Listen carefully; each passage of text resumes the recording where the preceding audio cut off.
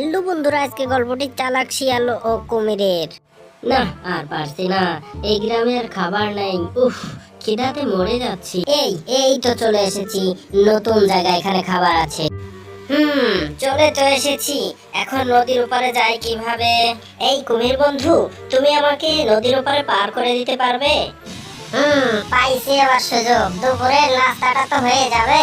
আচ্ছা ঠিক আছে, তুমি আমার পিঠে উঠে বসো। তোমাকে নিয়ে এসেছি কেন জানো? তোমার কলিজাটা আমার মায়ের চিকিৎসার জন্য লাগবে।